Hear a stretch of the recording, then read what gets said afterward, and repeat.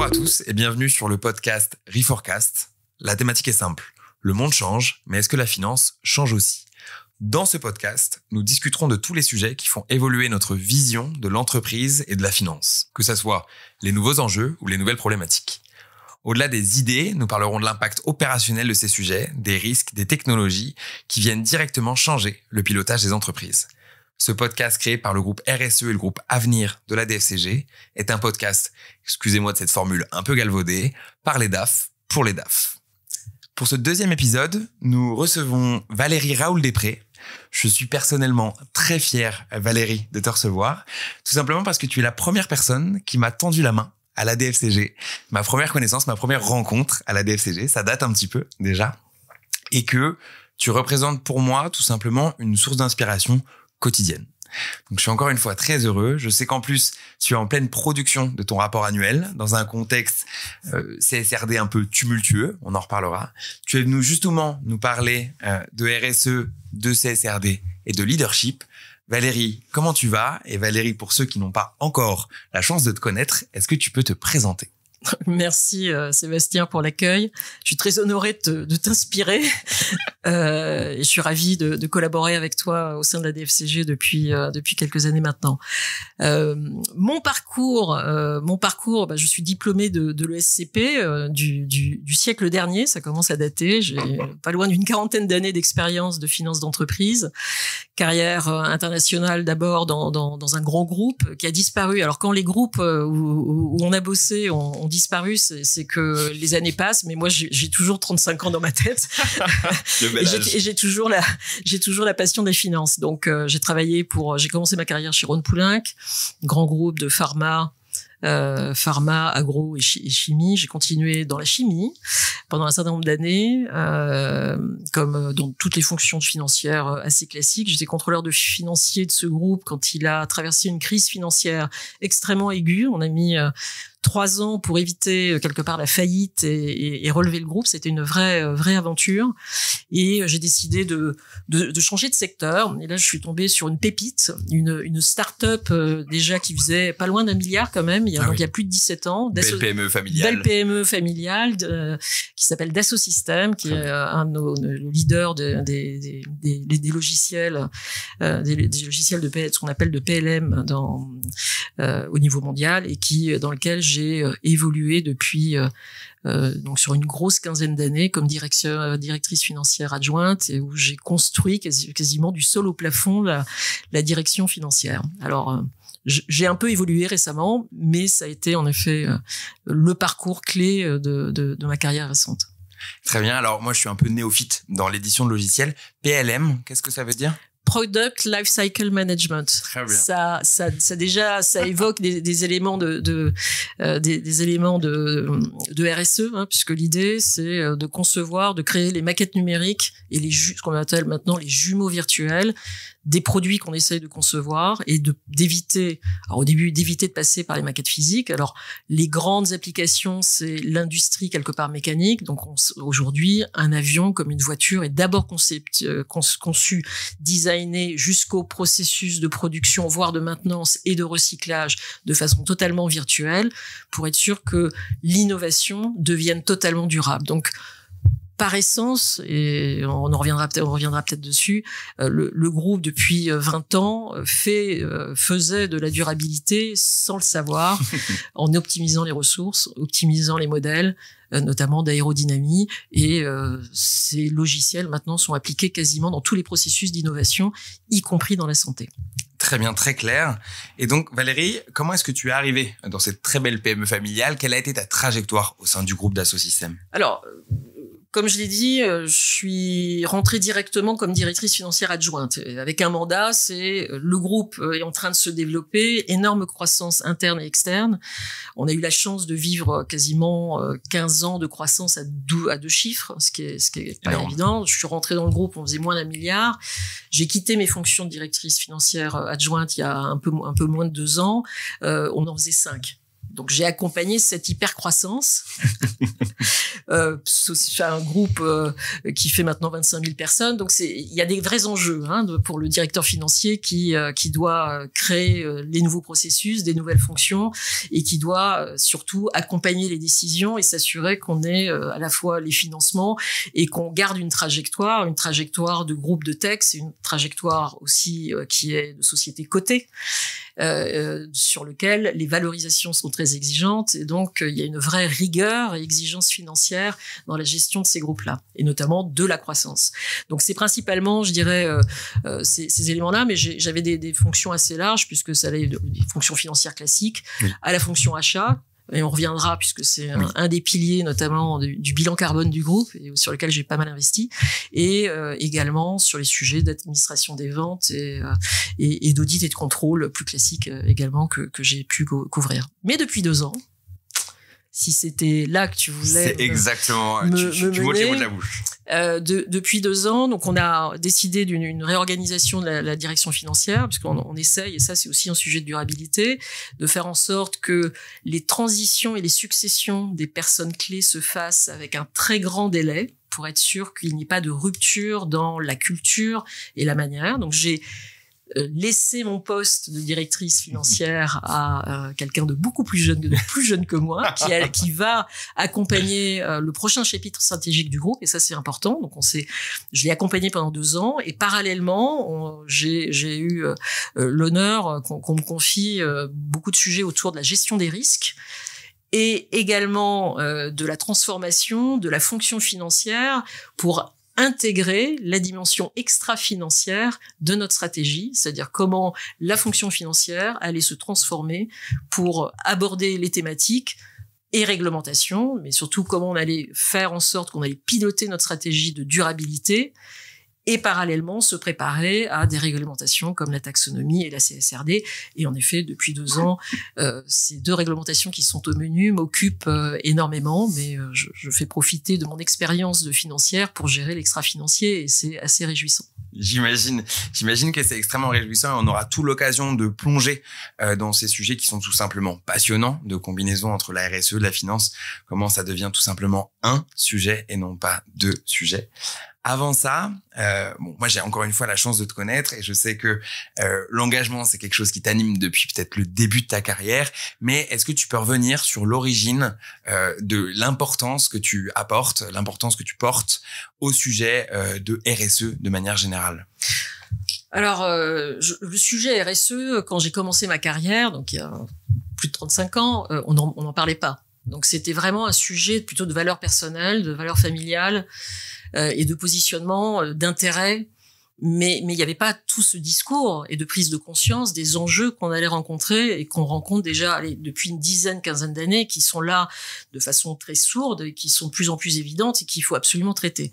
Donc moi, mes racines, c'est celle de petite fille, de petite fille de paysans bretons. Et donc la terre, moi j'ai passé des vacances à la ferme, donc je sais ce que c'est faire la différence entre un grain d'orge et un grain de blé. J'ai vu les animaux, je les ai vus bien traités, j'ai vu le travail des paysans de petites exploitations.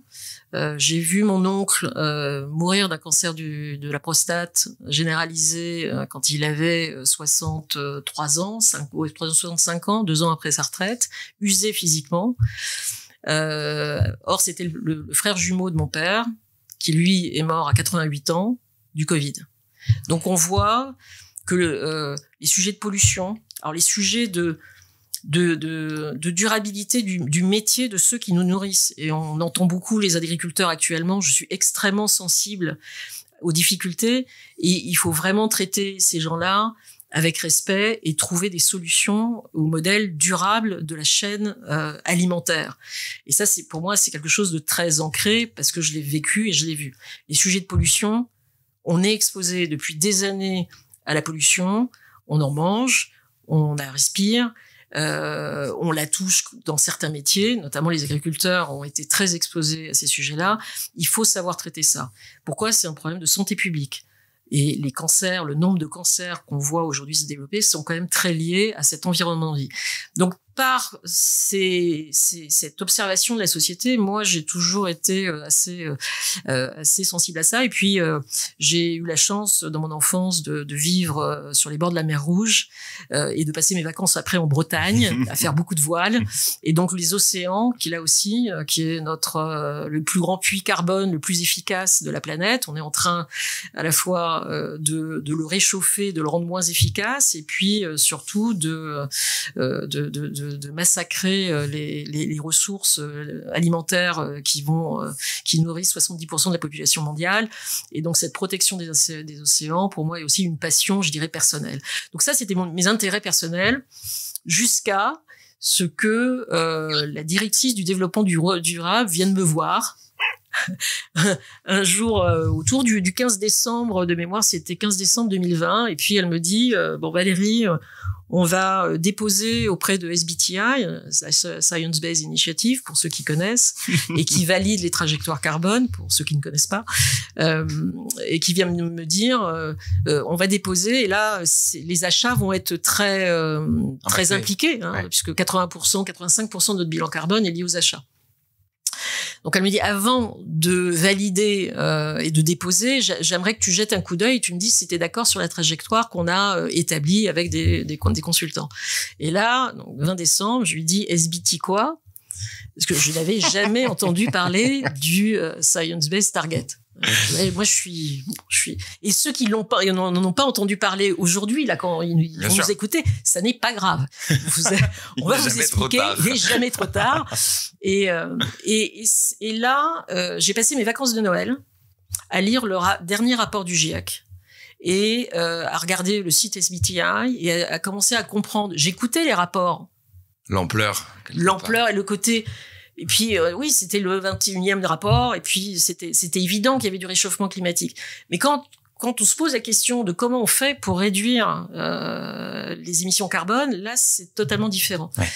Donc, j'ai passé 10 jours au moins de mes vacances à bouquiner. 10 beaux jours.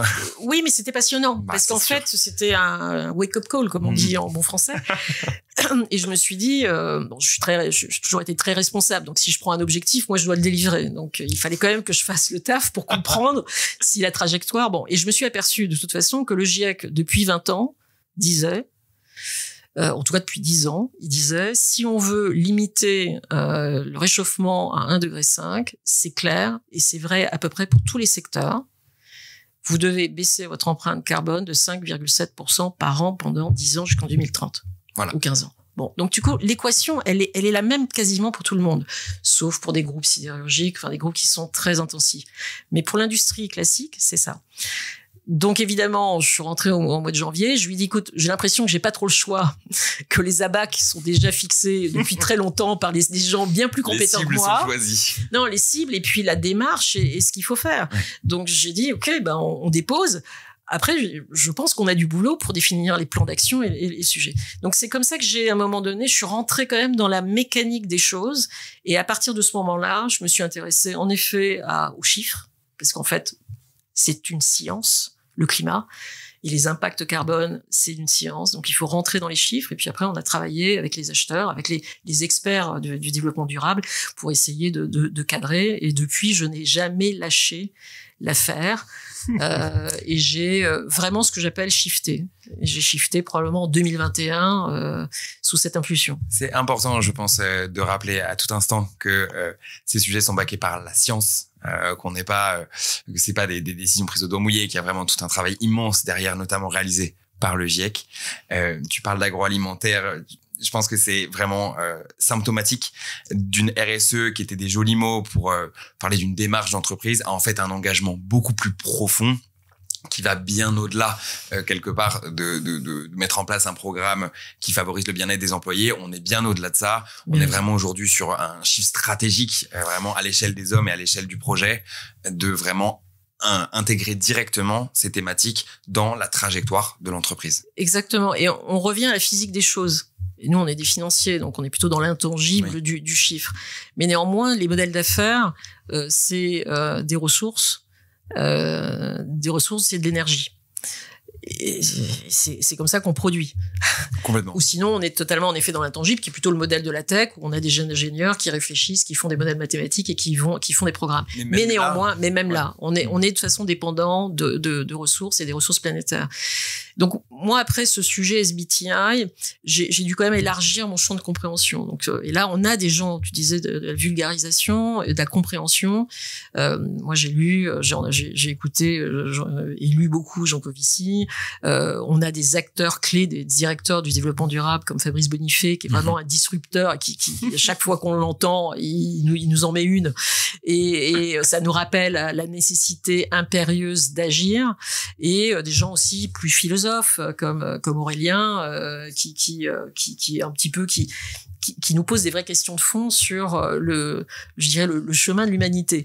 Et ça, c'est vraiment important aussi de se nourrir de ça, parce que à un moment donné, il faut re-rentrer là par l'action, par la compréhension de la physique de ce qu'on utilise. Moi, j'avais pas tilté autant, j'étais sensible au climat, je n'avais pas tilté sur les limites planétaires. C'est tout récent. Complètement. Et en tout cas, quand on est loin, surtout quand on dépend pas je dirais, de matières premières qu'on transforme dans sa propre entreprise.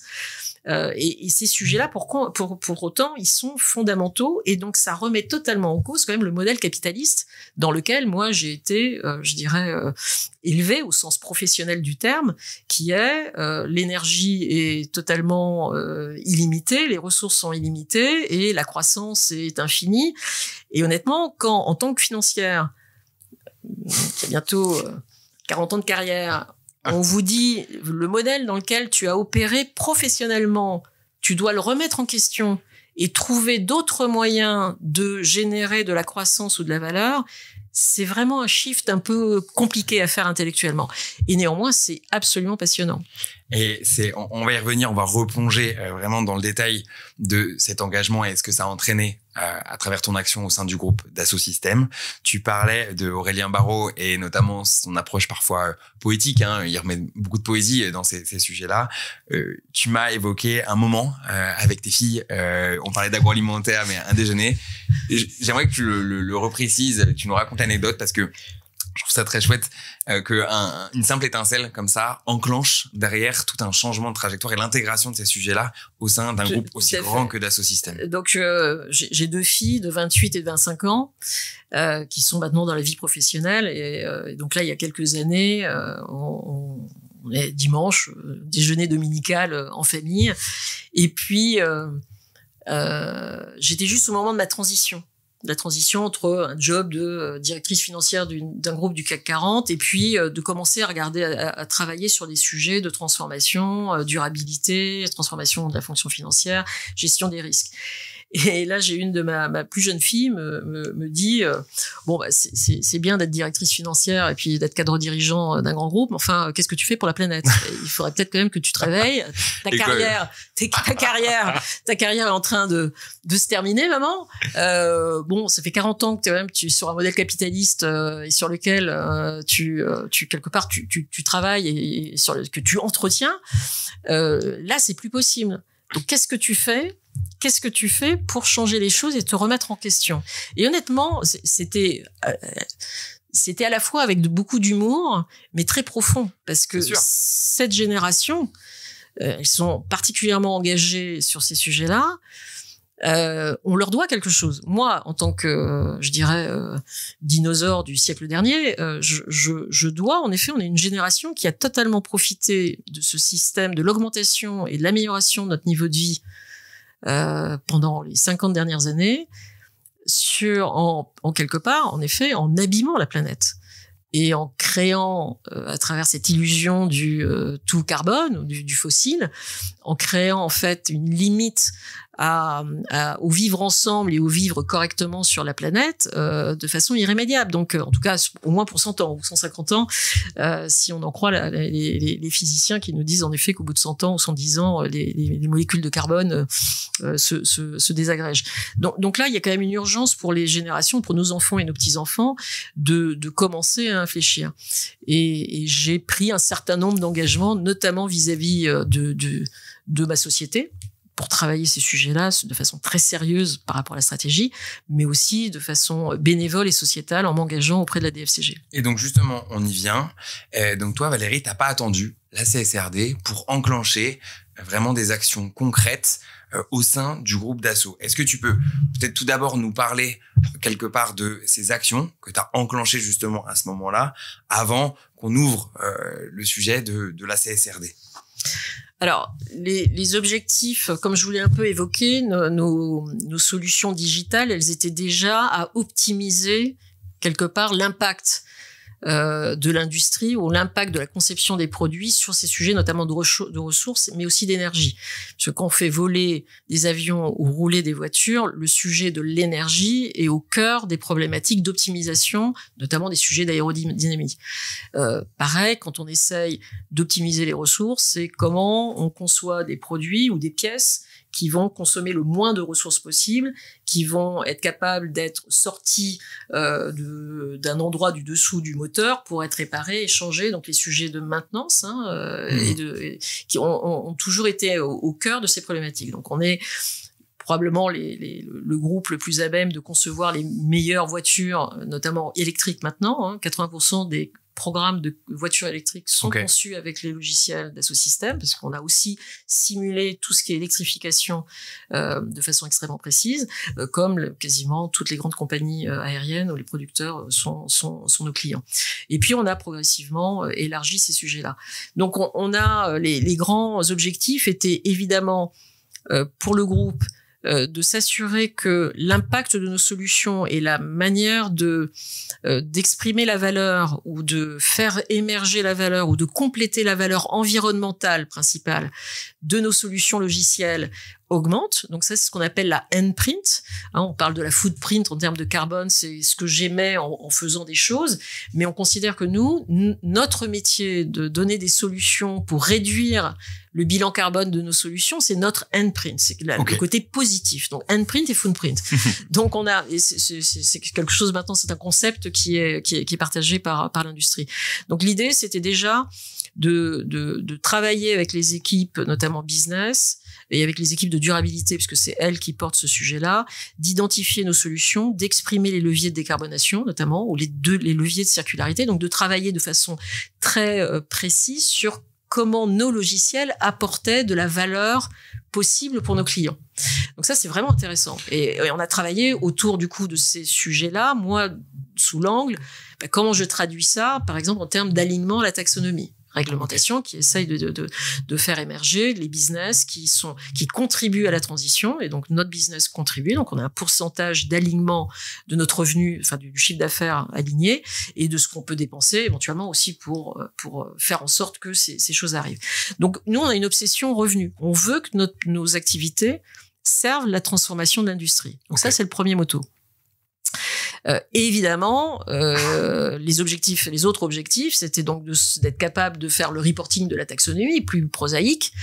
Et on voyait arriver la CSRD. Et là, j'ai aussi très vite, à partir du moment où je me suis intéressée à SBTi, aux achats, j'ai vu comment l'équipe de développement durable souffrait pour sortir un bilan carbone 2 mois après les états financiers du groupe. J'ai dit, oula, et sur Excel, j'ai dit, là, c'est pas mon standard. Donc, on va changer parce qu'on peut pas piloter un plan d'action de décarbonation une fois par an en mettant tout sur Excel. Alors, il y avait des choses qui étaient digitalisées, mais la consolidation se faisait sur Excel. Et là, j'ai dit non, alors, on va remettre tout à plat.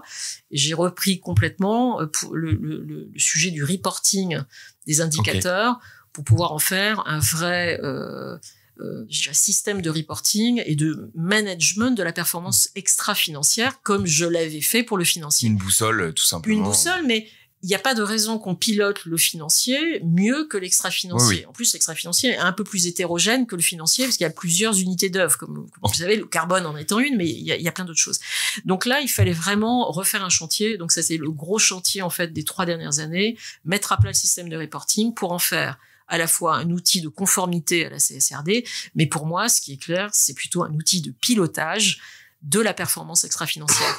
Donc ça a été vraiment le cœur de de notre approche. Et puis après, il y a des enjeux aussi financiers, hein. La stratégie de durabilité d'une société, à un moment donné, elle va se traduire dans des besoins de ressources, dans des transformations de business model, dans d'extériorisation de nouveaux services, de valorisation de la valeur environnementale. Donc il y a tous des sujets financiers qui doivent se traduire à un moment donné dans un compte de résultat ou dans un plan d'investissement.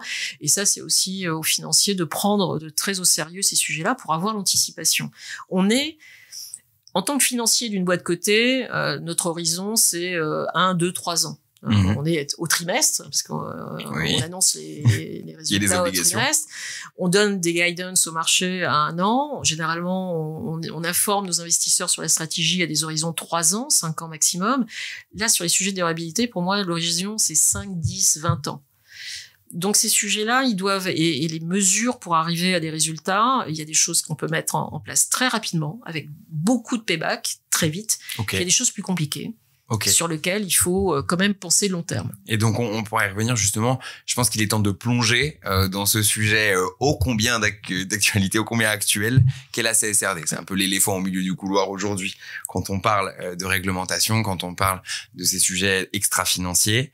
Concrètement, ça se passe bien, la CSRD, Valérie? Alors, comme tu le sais, jusqu'au mois de septembre-octobre, tu m'entendais super positive. Non, mais la double matérialité, c'est le meilleur exercice stratégique que j'ai jamais fait. Les indicateurs avec notre savoir-faire, on a mis de l'anticipation, c'est bon, c'est difficile, c'est bon, la qualité des données est pas bonne. Donc j'ai toujours été, c'est ça qui a été je dirais la base de mon engagement, j'ai trouvé ces exercices extrêmement riches d'enseignement pour faire progresser la stratégie et l'approche du groupe. Mais et donc il y a un grand mais, c'est que quand on a commencé là à préparer le rapport annuel, donc le rapport de durabilité qu'on doit produire, et quand on a commencé à découvrir le nombre d'informations qualitatives, là ça marche plus. Là je peux te dire que c'est trop complexe. Nous, groupe du CAC 40, les grandes entreprises qui sont qui doivent reporter là dans quelques semaines, on a à peu près les moyens, mais là ça fait 2 mois que je m'arrache les cheveux. C'est l'enfer. C'est l'enfer. Peut-être avant de parler vraiment de ces défis, obstacles que tu as pu rencontrer sur le chemin, la CSRD, pour un groupe comme Dassault Systèmes, aujourd'hui, c'est quoi? Moi, personnellement, je suis pas affecté par la CSRD aujourd'hui. Je le serai sans doute demain, a priori. Je comprends que les grands groupes sont les premières lignes sur le sujet de la CSRD. Est-ce que tu peux peut-être repréciser un petit peu ce que c'est rapidement et comment ça impacte typiquement un groupe comme Dassault Systèmes? Alors, la CSRD, elle part d'une très très bonne intention, comme la plupart des réglementations européennes, c'est d'assurer la transparence sur l'information extra-financière et de faire en sorte que les sociétés qui communiquent depuis un certain nombre d'années, parce que nous, on a une déclaration de performance extra-financière depuis 2017 en France pour les grandes entreprises, notamment cotées. Une DPEF. Donc, on publiait déjà beaucoup de choses. Le problème, c'est que comment on s'assure que le reporting extra-financier soit exhaustif sur les impacts et les risques, c'est-à-dire qu'on ne masque pas une partie de l'information au marché et que la manière de reporter est la même pour tout le monde. Tout ça pour éviter le greenwashing. Donc ça, la CSRD, elle est là pour gérer la transparence sur les sujets et l'exhaustivité de la communication. Or, c'est vrai que la DPEF n'avait pas un système très, je dirais, contraignant pour assurer ce sujet-là. Donc ça, c'est le premier point. L'autre élément très intéressant de la CSRD, c'est qu'elle dit vous ne devez pas que communiquer sur les impacts négatifs et les risques financiers associés à ces impacts financiers, qui est le classique du risk management. Oui. Dans nos systèmes de suivi des risques, moi, j'ai la moitié des risques de l'entreprise qui sont suivis depuis déjà une dizaine d'années, qui sont des risques ESG. D'accord. En connotation ESG, qui sont soit la traduction financière d'un impact négatif, mais je savais même pas que c'était un négatif. Moi, je le gérais toujours en termes de risque financier. Très bien. D'accord. Ou donc il y a plein de thématiques. Les thématiques RH, on les gère depuis un certain temps. Je veux dire, c'est les sujets de ESG, bien sûr. Les sujets de compliance et d'éthique, c'est des sujets que les grandes entreprises traitent depuis 10 ans. D'accord, on a eu les lois Sapin 2 et ainsi de suite. sur les sujets environnementaux, on a aussi une prise de conscience, donc on commençait à gérer ces sujets-là. Là, la norme, elle nous demande de décortiquer les sujets de façon beaucoup plus précise, de façon beaucoup plus exhaustive, et de dire ce qui est matériel et non matériel. Ok. D'un côté, quels sont mes impacts positifs et négatifs, comment mon business impacte négativement et positivement, et donc je dois définir ces impacts et de dire pourquoi je considère qu'ils sont matériels, et comment les thématiques ESG peuvent potentiellement impacter, créer des risques financiers ou impacter négativement mon PNL, ou au contraire créer des opportunités de business, puisqu'on sait que la transformation de l'économie vers un monde plus durable va créer des opportunités de business pour un certain nombre et ta société. Typiquement le Nprint dont tu parlais. La partie Nprint de notre stratégie, ou dans les sociétés qui sont nativement green, ou en tout cas qui créent que de la solution, clairement elles sont 100% alignées avec ces objectifs-là, et elles ont des opportunités business par essence et par définition. Donc la particularité de la CSRD, non seulement elle te demande de regarder ça aux bornes de tes opérations, mais notamment sur les sujets des impacts, de regarder l'impact sur toute ta chaîne de valeur. D'accord. Comment ton produit finit, alors nous on n'en a pas, c'est le logiciel, il a pas d'impact physique sur le consommateur, et on ne crée pas encore des addictions avec des logiciels techniques comme les nôtres. Les ingénieurs travaillent, et puis après ils font du gaming, mais pour le reste de l'année, ils séparent les sujets, a priori.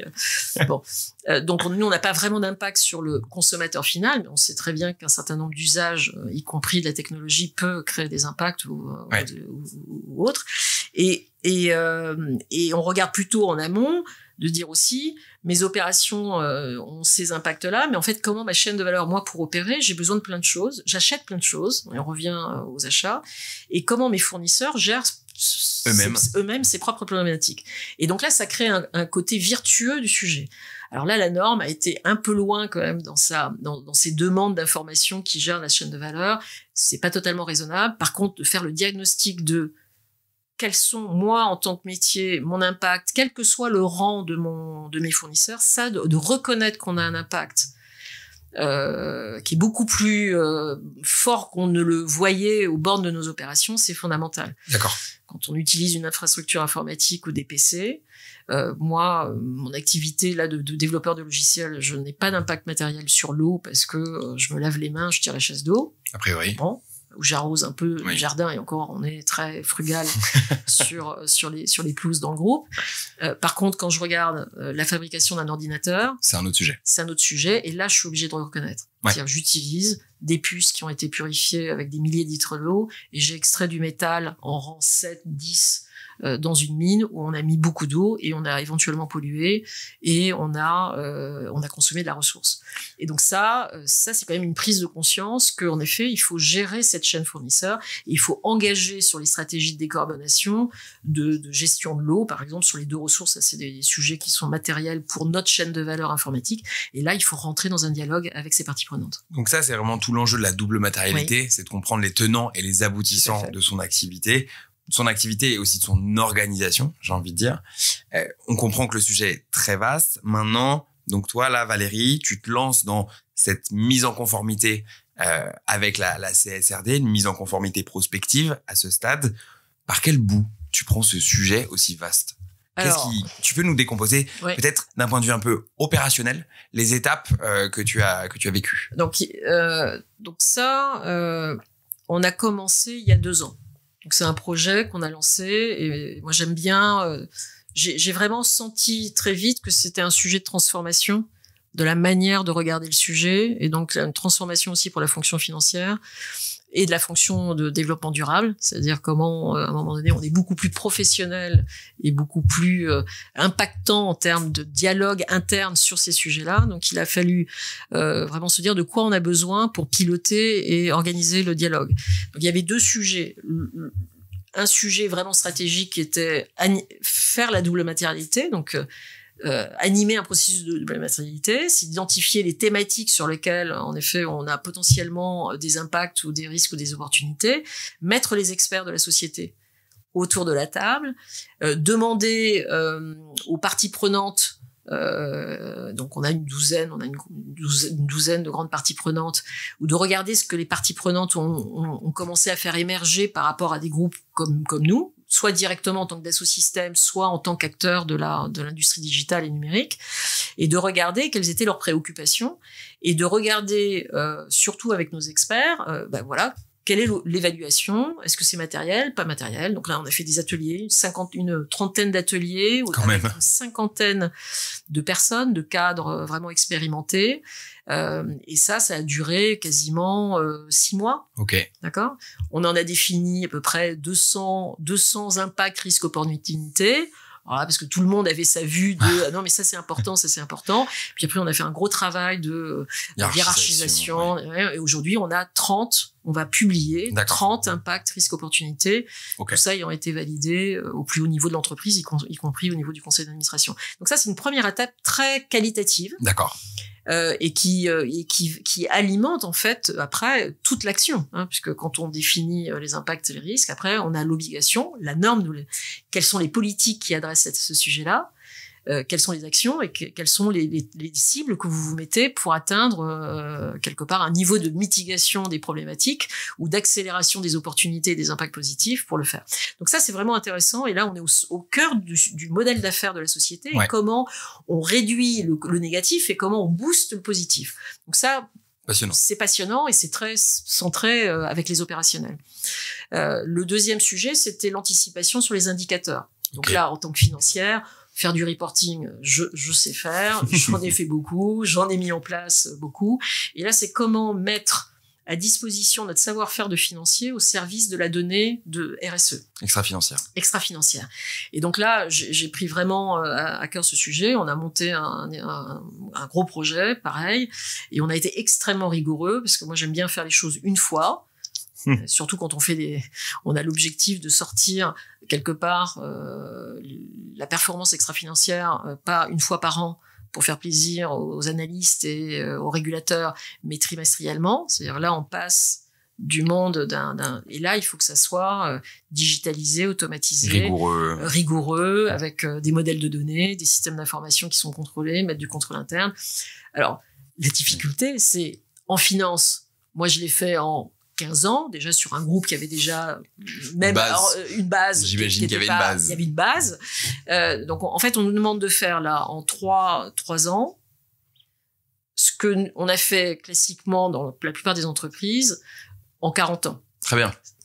Donc, c'est un petit challenge.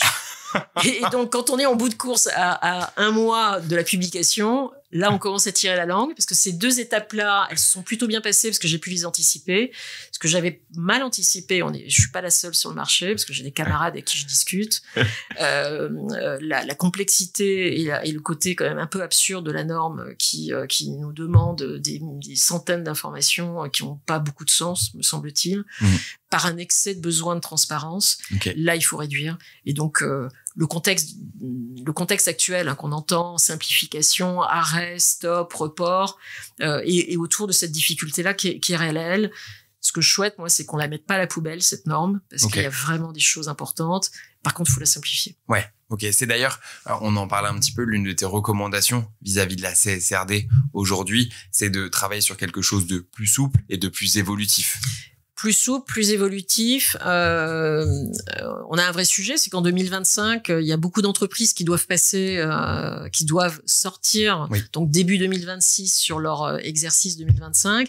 Et honnêtement, si on reste avec le niveau de charge là de reporting qui est dans cette première réglementation, ça serait un échec. Ça demande beaucoup de besoins, beaucoup de ressources. Donc les sociétés vont pas avoir le temps. Donc il faut quand même simplifier pour pas abandonner l'essentiel, notamment cet exercice de double matérialité qu'il faut absolument faire, mais réduire quand même drastiquement le nombre d'indicateurs et le nombre de données qualitatives, et probablement faire un phasing, enfin un étalement des sujets. Pour moi, E1, qui est le climat, ses propres collaborateurs et un minimum de gouvernance et de conformité d'éthique, ça c'est quand même le b.a.-ba. Et il y a peut-être des sujets pour un certain nombre de secteurs qui sont moins critiques et sur lesquels on pourrait étaler un petit peu la charge de reporting pour que les choses se soient appropriées. L'important c'est l'action. Si on passe toute l'énergie des financiers, d'un grand nombre de membres des équipes à travailler que sur du reporting, on va perdre l'urgence de l'action, et ça serait quand même dramatique. Ça fait un parfait pont avec ma prochaine question. Comme tu le dis, c'est des actions. Les actions, elles sont portées par des gens. Derrière les normes, derrière les rapports d'audit, derrière ces textes de 250 pages, il y a des gens qui travaillent. Comment est-ce que se passe l'implication des équipes autour d'un projet aussi structurant que la CSRD, l'extra-financier, et dans un contexte justement, j'ai envie de dire politique, ou en tout cas réglementaire un peu flou, comment est-ce qu'on continue à impliquer ces équipes? Alors, la première phase où on avait le gros morceau, je me suis entourée de très peu de personnes pour justement digérer le sujet. Et ensuite, clairement, ces projets-là, ils doivent être pluridisciplinaires. Parce qu'il faut préparer le reporting, mais surtout, il faut convaincre que les fonctions de l'entreprise qui contribuent au plan d'action comprennent pourquoi on va leur demander de collecter de la donnée, et surtout leur dire mais vous avez un rôle majeur pour accompagner la transformation du groupe, que ça soit en termes de business, c'est-à-dire faire plus de solutions durables, d'accord, pour booster le revenu, et de convaincre les vendeurs qu'ils doivent apprendre à valoriser la contribution sociétale et environnementale de nos solutions. Donc ça, c'est un point côté business, et ça, c'est plutôt l'équipe de durabilité qui s'en occupe, qui est très centrée business.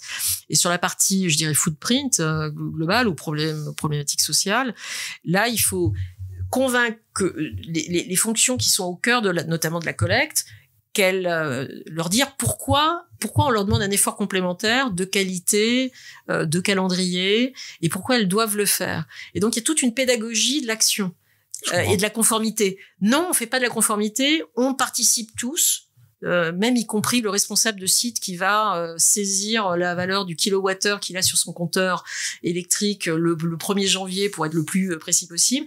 Il faut qu'il comprenne pourquoi je vais l'ennuyer sur les délais de reporting et sur la qualité. Donc ça, c'est beaucoup de pédagogie sur le pourquoi. Quel est le sens de l'effort qu'on doit consentir?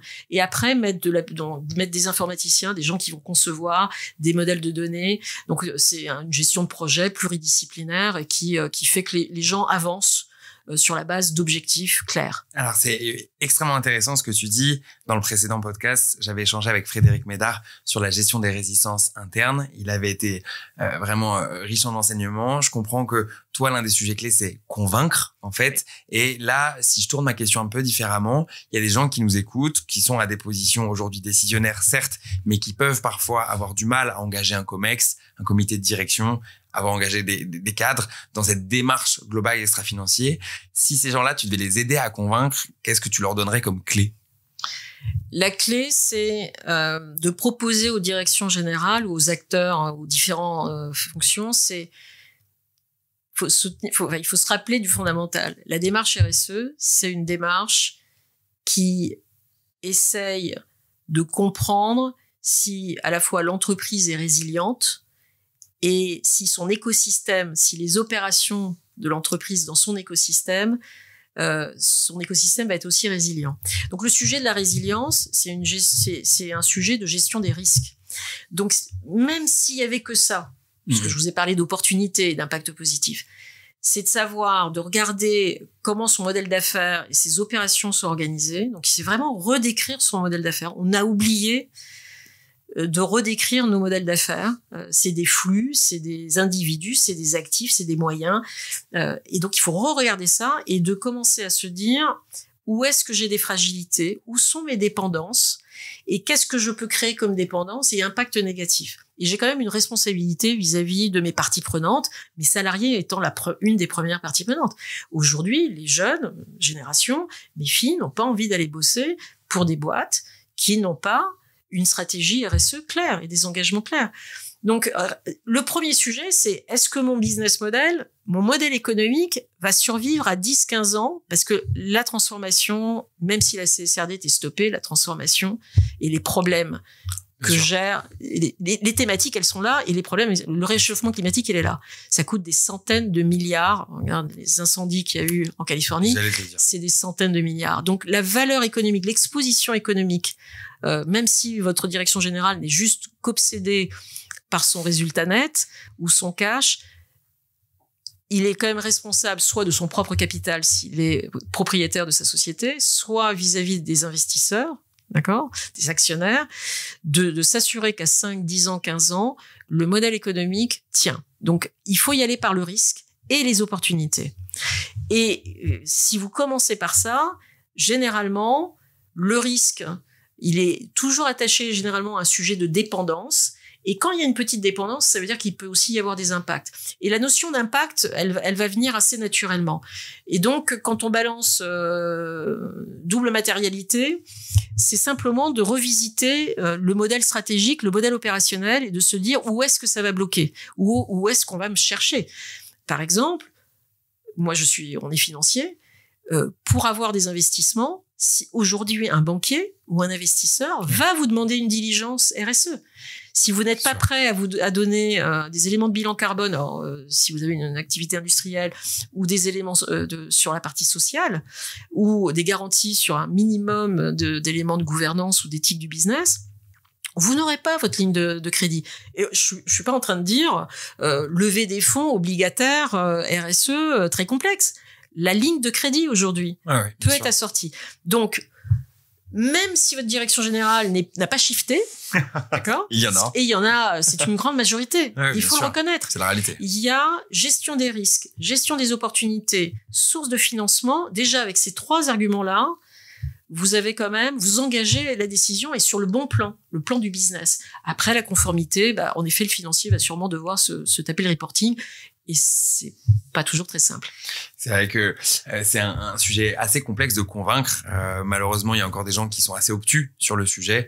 Ça avait été là d'ailleurs une des thématiques fortes travaillées au sein du groupe RSE de la DFCG, qui a justement pu publier sous ton égide, j'ai envie de dire, un manifesto sur comment convaincre un comité exécutif, un comité de direction, un comité de pilotage. Il doit sortir dans les jours qui viennent. Il sera sorti. T'as spoilé, mais en effet, venez chercher. Mais on a publié un cahier technique sur la double matérialité.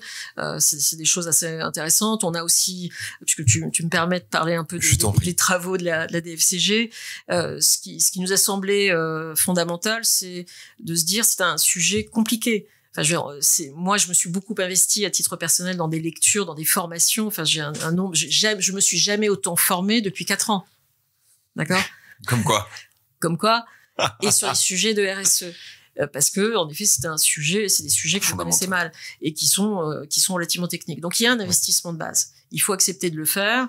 Et ensuite, on a bien vu que la complexité, il fallait il fallait faire de la pédagogie, il fallait faire de la vulgarisation. Et je suis convaincue que la transformation de l'économie ne se fera pas sans, évidemment, des décideurs. Mais généralement, sur le chemin de la décision, il y a un homme ou une femme qui s'appelle la directrice ou le directeur financier qui va commencer à regarder les chiffres, qui va présenter des éléments quand même chiffrés, qu'ils soient financiers ou extra-financiers, pour prendre des décisions. Et là, donc, on a toute la population financière, quelque part, à éduquer et à sensibiliser à la démarche. Et donc, mon engagement auprès de la DFCG dans le groupe RSE, avec toi et quelques autres, depuis 2 ans et demi, 3 ans, eh bien, on essaye d'animer dans notre temps libre, cette communauté. Et je pense qu'on a fait des progrès. Donc, en fait, tu t'es inscrit dans la lignée des vulgarisateurs, Jean Covici, Bonifay, Barreau, dont on a parlé. Toi, c'est la CSRD, le reporting et la gestion des modèles de données extra-financières. Ouais. Peut-être un peu moins sexy, mais très important néanmoins. C'est la base. Est-ce que par rapport à tout ce travail que tu as mené au sein du groupe Dassault, tu peux nous partager un succès, une fierté personnelle, un avant-après qui, toi, t'a marqué et que tu as pu raconter peut-être à tes filles un dimanche suivant autour d'un poulet végétarien? Oui, parce qu'il y en a une qui est végétarienne. Très bien. L'autre qui est flexi-végétarienne. Donc, on a toujours, en effet, les menus du dimanche midi quand elles viennent toutes les deux à la maison. J'anticipe la même chose à mes parents. J'anticipe. Alors, on a 2 sujets. On est assez fiers du travail sur la handprint. Vous savez que la taxonomie, d'abord c'était un sujet d'éligibilité, et après il faut démontrer en effet que les solutions. Là, on a investi beaucoup de temps avec les équipes pour démontrer en effet qu'il y avait une valeur environnementale sur les objectifs climat et les objectifs de circularité. Et ça, c'est une grande fierté parce que ça a du sens de travailler, de développer des logiciels qui vont donner des solutions à l'industrie. Donc on participe au mouvement et ça c'est important. J'étais un peu moins impliquée, si ce n'est dans les calculs des ratios, mais ça c'est une fierté en tant qu'employé de Dassault Systèmes.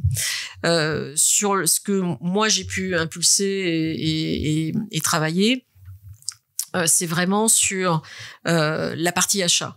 Un groupe comme le nôtre, 85% du bilan carbone en fait est acheté.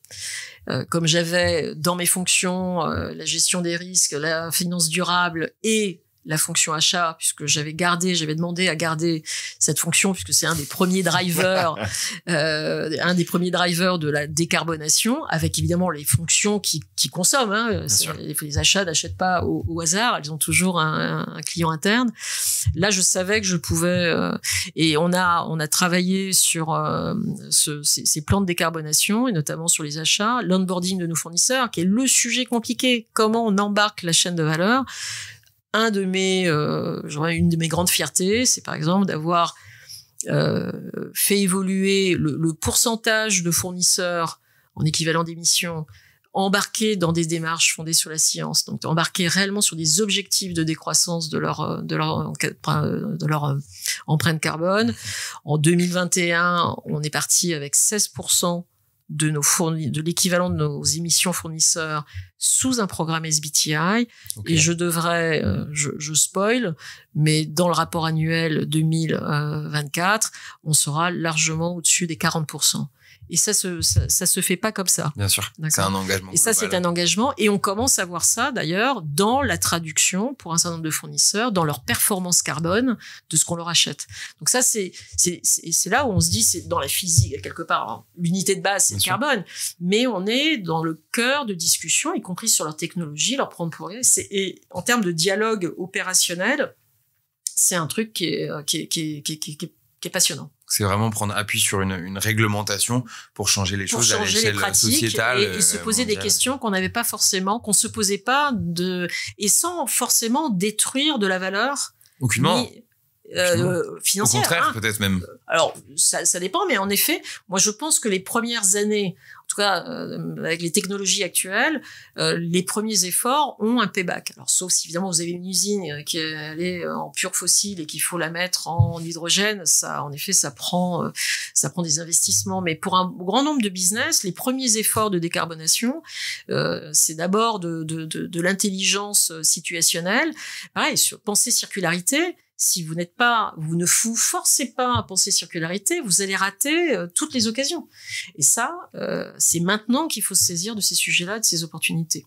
Je suis complètement d'accord. Est-ce que dans cette logique-là, si tu avais un conseil à donner à ces leaders financiers qui souhaitent enclencher le sujet au-delà de la CSRD, ce serait lequel ? Profiter de cet exercice de double matérialité qui est le premier exercice de la CSRD. Donc d'ailleurs, si on devait en garder qu'un là et transitionner tout le reste des demandes, c'est d'identifier ces impacts risques-opportunités. C'est le pivot. C'est le pivot. C'est le sujet stratégique. Honnêtement, après, tout le reste n'est que de la conséquence de votre réflexion stratégique et de comment vous voulez gérer vos impacts matériels et les risques opportunités. Donc, on revient toujours à cette analyse stratégique du modèle d'affaires et de comment on optimise le plus et on réduit le négatif. Donc ça, il faut vraiment se lancer et se dire. Parce que ça dépend du rôle du financier. Tous les financiers sont pas toujours le premier bras droit stratégique du directeur général. On parle beaucoup du rôle du financier, aussi partenaire de la stratégie, le numéro 2 des groupes, c'est pas toujours le cas. Non. Le financier peut être le numéro 3 ou le numéro 4 après la direction industrielle et la direction commerciale. Il est un appui, mais il n'a pas dans beaucoup de cas, surtout dans les boîtes intermédiaires, il n'est pas forcément au cœur toujours des décisions business. Ces sujets-là, via l'approche risque-opportunité qui auront une traduction financière, ou fragilité, les sujets de résilience, comment je suis exposé à un certain nombre d'impacts négatifs, comment je mitige le risque, et comment je mitige le risque ou je gère la dépendance. Là, il a un ADN dans son métier, dans sa formation, pour savoir parler de ça, et donc de sensibiliser les différents acteurs et de dire là, il faut travailler parce que attention, on va avoir un risque. Pareil, les sujets de financement, il va reboucler. Donc c'est aussi un moyen de se repositionner dans les discussions de comité de direction avec une nouvelle carte. Alors la contrepartie, c'est qu'il faut quand même un peu investir. Il faut un peu shifter dans sa tête. C'est extrêmement marrant. J'avais jamais vu cette carte-là un peu presque carriériste en fait. C'est tout simplement de se repositionner. Très personnel. Non, mais bien sûr, on peut parfois en tant que financier être frustré qu'on soit pas plus écouté. Oui, je peux tout à fait entendre. Et donc il faut utiliser ces exercices ou ces grilles de lecture qui vont de toute façon s'imposer à un certain niveau pour pouvoir être celui qui comprend, qui a cette dialectique. Donc ça vaut vraiment le coup d'investir sur ces sujets-là parce que vous serez à un moment donné, vous serez écouté. Et puis à un moment donné, on va piloter la performance, ou on va exiger de la performance si vous avez un banquier, un investisseur qui vient vous chercher, ou une partie prenante qui vient vous mettre la pression. Et là, vous serez garant de la fiabilité, de la transparence et de la qualité du chiffre. Et là aussi, on sait manipuler des chiffres, manipuler au sens aller les chercher, les collecter, les mettre en forme, en donner une définition, les reporter, les consolider, les faire parler. Moi, je fais parler le bilan carbone. J'ai fait parler des bilans financiers pendant toute ma carrière. Hier, je faisais l'exec summary, donc les 10 points de l'évolution du bilan carbone entre 2019 et 2024 et mon évolution 23-24, comme n'importe quel rapport de gestion financière que j'ai pu faire. Donc, vous êtes armés, on est armés tous, avec pour adresser ce sujet de la performance extra-financière. Et ça, c'est absolument passionnant. Et personne ne pourra vous le voler. Donc, il y a un créneau. Je reprends ton truc. Vous êtes carriériste. C'est marrant.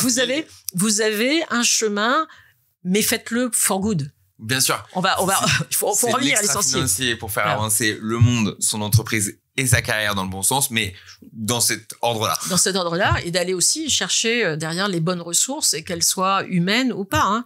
Vos collaborateurs, vendez-leur le fait que vous êtes acteur du changement, et aussi sur la partie sociale, E, S et G. Très clair. Encore merci pour ces conseils avisés, extrêmement enrichissants, Valérie. Est-ce que tu veux nous partager quelque part une inspiration, un projet à venir de ton côté qui aujourd'hui t'anime? Parce que là, tu nous as beaucoup inspiré. Qu'est-ce qui, toi, t'inspire aujourd'hui? Alors, moi, ce qui m'inspire, alors il y a deux choses, il y a deux angles. L'intelligence artificielle. Vaste sujet également. J'ai shifté il y a 1 mois. D'accord, parce que j'étais occupée. D'accord. Oui. Tu l'as compris. J'ai cru comprendre. Et on peut pas shifter tous les 2 mois sur un nouveau sujet. Moi, je suis quelqu'un, j'approfondis les sujets. Je pense quand même que ce sujet de l'intelligence artificielle, alors il a une face claire, une face sombre. Tout à fait. Alors, sachant que je suis en plus dans la tech, donc je connais assez bien, l'intelligence artificielle consomme de la donnée, de l'infrastructure informatique, est extrêmement énergivore. Et elle peut avoir des impacts sociaux et sociétaux avec des biais. D'accord, qui peuvent être des sujets éthiques très importants, qui peuvent discriminer ou ou manipuler l'information. Donc bon, on va pas. Donc ça, mais quand même, c'est un accélérateur d'innovation. Et donc dans le sujet de la transformation, notamment écologique, je pense que l'intelligence artificielle doit être vue, si elle est contrôlée dans ses côtés négatifs, comme vraiment un vecteur d'accélération pour la recherche. Et pour nos propres métiers, d'accord, aussi. Donc ça, c'est un des sujets connexes qui me semble très intéressant. L'autre sujet, c'est que, pareil, quand on fait la double matérialité et qu'on est sur les sujets RH et sociétaux, c'est intangible. On ne sait pas mettre de la valeur sur un certain nombre d'impacts positifs. Et en fait, certains business ont en fait plus d'impacts sociétaux. Alors, vous pouvez faire du business, mais en fait vous n'avez peut-être pas identifié quand même l'impact sociétal positif qui est lié à votre business.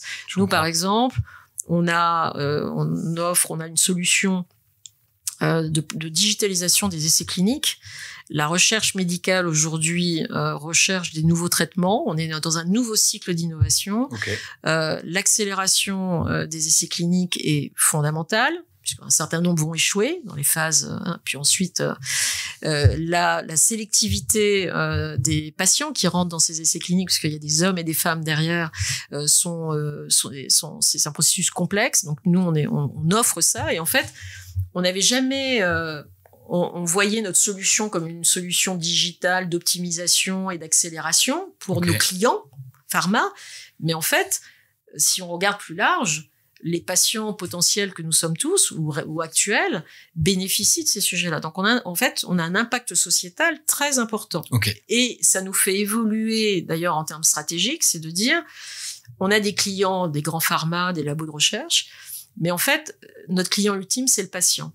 Et on est en train de développer, en fait, des solutions pour mettre le patient au cœur de son parcours de santé et essayer de donner au patient une place plus importante que simplement les sujets. Donc, on voit que cette réflexion, en tout cas, nous, elle nous a fait mûrir sur un certain nombre de sujets. Donc ça, c'est côté business, c'est important.